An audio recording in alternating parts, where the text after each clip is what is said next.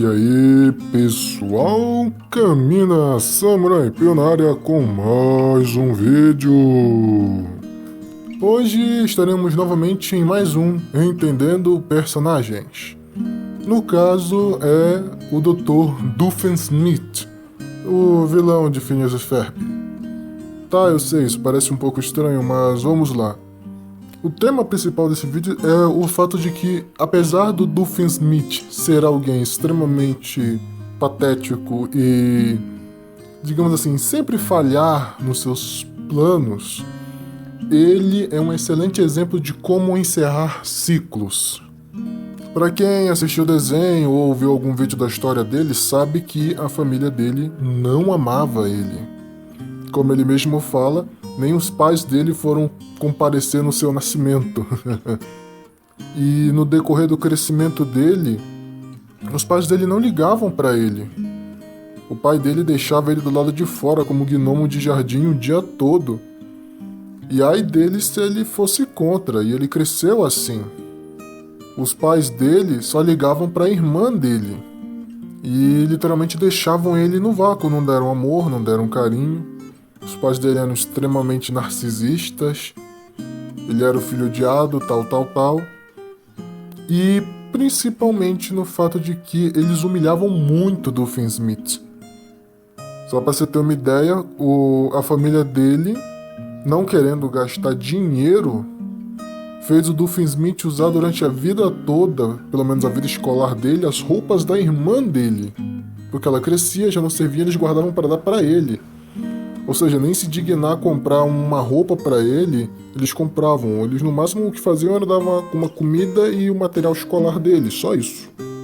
E isso meio que ferrou o juízo dele. E, bem, ele deu a volta por cima, criou a empresa dele. A empresa dele, apesar de não parecer, é uma empresa muito rica. Ela é muito bem administrada, tem contatos em vários lugares do mundo, tal, blá blá. Aí o que aconteceu? Ele cresceu, né, obviamente. Ele abriu a empresa e principalmente ele teve um relacionamento. Não, ele se divorciou, mas ele teve uma filha. E por incrível que pareça, ele decidiu não ser como os pais dele, porque ele tinha todos os motivos para ser como os pais dele, mas não.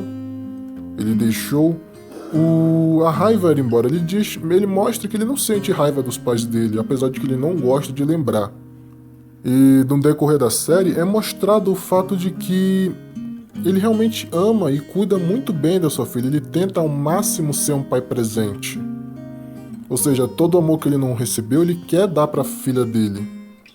Apesar de ele ser um vilão que falha muitas vezes, a única coisa que ele é bom mesmo é ser pai. E ele faz isso muito bem.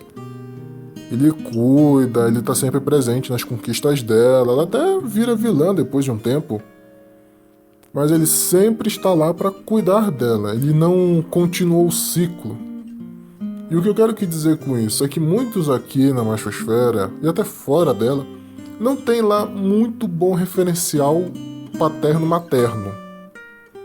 Muitos aqui tiveram uma criação nada boa, cresceram alguns cresceram em algum lar que não tinha uma estrutura, digamos assim, saudável, outros nem estrutura tiveram. E muitas vezes isso é causa também do povo do passado. A gente fala muito do povo do passado, sobre isso, assado cozido, mas também a gente tem que falar que eles erraram muito. Muitos dos caras dos adultos hoje que são ruins é porque tiveram pais péssimos. Claro, uma outra grande porcentagem são ruins porque querem ser ruins, afinal a gente tá falando do bostileiro, né? Mas muitos tiveram pais péssimos, criações péssimas e inconscientemente, lá no fundinho do psicológico deles, eles querem extravasar isso. Eles querem externalizar isso. Porque a nossa mente, ela, como o próprio Coruja já falou uma vez, ela é muito boa em organizar e principalmente fazer manutenção. Só que esses sentimentos que ficam lá no subconsciente, eles acabam, digamos assim, crescendo. E o nosso cérebro, ele tenta criar uma forma de externalizar isso. Por exemplo, alguns externalizam isso na base de algum esforço, tipo, eu não quero ser igual, vou ser diferente. Outros externalizam simplesmente só indo na onda, já que foi criado assim, e quando tem um filho ou tá cuidando de alguém, externaliza isso na pessoa porque é um modo de botar para fora, o que aconteceu com ele. Outros usam meios para isso, tipo o Homem-Areia, numa das HQs dele, ele não teve uma criação muito boa e ele é extremamente violento. Então o que ele foi fazer? Foi jogar rugby. Não, minto, ele foi jogar futebol americano. Se pá que às vezes eu acho que é a mesma coisa, me corrijam nos comentários se eu estiver errado. O Homem-Areia era extremamente violento e tinha tendências à violência. Mas como ele não podia fazer isso sem ficar atrás das grades, ele foi pro futebol americano. Lá ele podia literalmente rebentar todo mundo na ombrada e não ia dar em nada.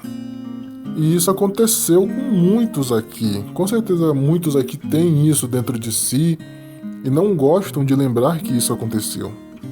Mas também eu sei que existem outros aqui que querem encerrar o ciclo. E é isso que eu digo pra vocês. Encerrem o ciclo. Sejam diferentes.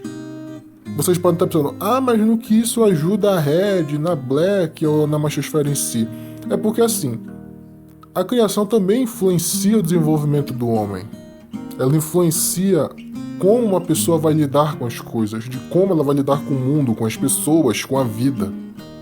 E quando a gente não recebe um referencial bom, a gente tem que se esforçar duplamente para conseguir, por assim dizer, superar isso. Porque o trauma fica, a dor fica, a lembrança ruim fica. Quem bate esquece. Quem apanha nunca esquece. É muito comum você ver os que fazem essas merdas com os filhos, eles depois quererem bancar os bonzões, ou dizerem, mas isso foi pelo bem, eu errei tentando acertar, isso, assado, cozido. Mas isso não muda nada, não muda o fato de que quem sofreu foi o outro. Aquele que bate tem uma visão de mundo diferente daquele que apanha. Na cabeça dele ele tá fazendo algo que preste, mas no que tá apanhando não tá sendo legal. Não que tipo, quem faz o errado não tem que ser punido. Tem que ser punido, mas tem que ser punido da medida. Porque quando exagera, cria merda. E quando cria merda, os caras não querem assumir a naba. E principalmente no nosso meio, muitos, agora fazendo uma analogia, muitos têm ódio genuíno das seres de luz, e eu entendo vocês. Com tanto que está acontecendo ao nosso redor, eu não culpo vocês por sentirem ódio. Eu não culpo. Ressentimento, remorso, muitos aqui tiveram as vidas destruídas, perderam casa, perderam família, perderam filhos, ver os filhos serem alienados parentalmente. Eu sei. A sociedade largou vocês, a sociedade nos largou. É mais que natural sentir raiva. É mais natural que sentir ódio. Mas eu digo uma coisa, encontrem uma maneira melhor de dar vazão a isso. Porque além de que quando acontecer alguma merda, dar munição para os seres de luz, vai ferrar o movimento todo. Não é nem movimento, porque Red não é movimento. Vai ferrar toda a filosofia, e vai dar mais brecha para elas ferrarem com mais outros caras ainda. Então, encontre uma maneira de extravasar diferente, ou, sei lá, deixem ir embora. É duro, é difícil de viver, mas essa às vezes é a melhor opção. É que nem assalto, às vezes deixar o cara levar a carteira, pra ele não atirar em você, é a melhor opção. Se pá que tem muito mais, às vezes parece que tem muito mais latrocínio do que furto ou roubo. Mas deixa as coisas irem embora. Isso só vai fazer a gente ficar rodando em círculos o tempo todo. Sua vida vai continuar girando em questão de senhorita ser de luz. Tanto é que o Dom fala, e ele está mais do que correto, de que aquele que tem o desapego real, aquele que realmente te desperta, ele não tem mais nada. A única coisa que ele tem com os seres de luz é indiferença. E é isso que eu quero. Não vamos nem sentir o bem ou o mal dela, a gente vai ser indiferente, que é a melhor coisa a se fazer. Porque pelo menos por enquanto, ser indiferente não é proibido por lei. E é isso que devemos seguir. Aqui é o Camina, Samurai Pio, curtam, comentem, se inscrevam no canal, compartilhem o vídeo e até a próxima!